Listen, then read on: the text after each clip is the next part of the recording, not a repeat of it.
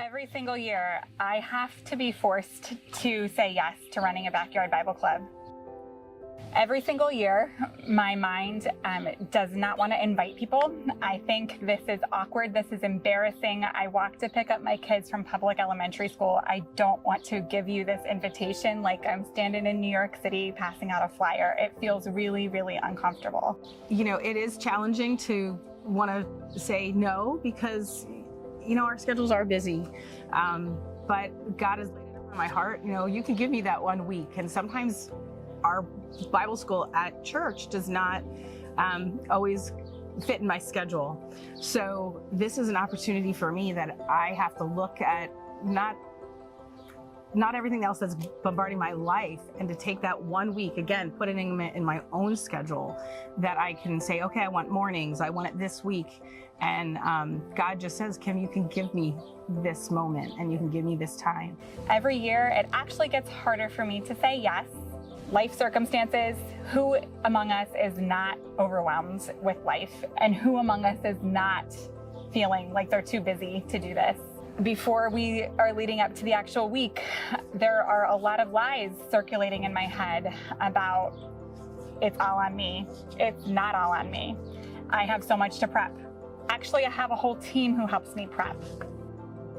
It's going to be so much work. Actually, it's only 90 minutes a day, and I have adults from Cedar Crest who come every single year and who help me.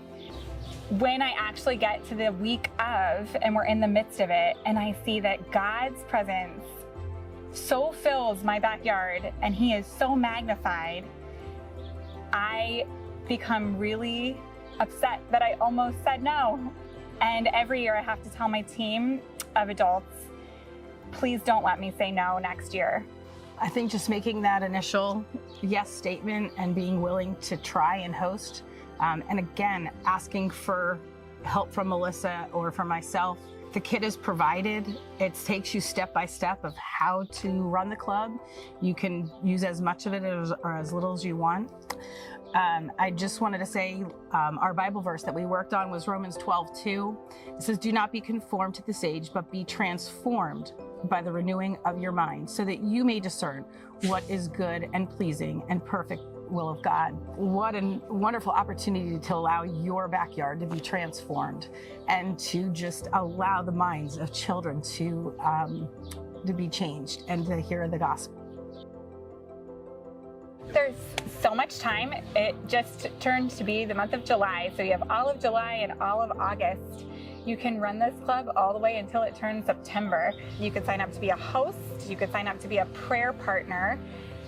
Or you could sign up to be a helper for someone else at their home.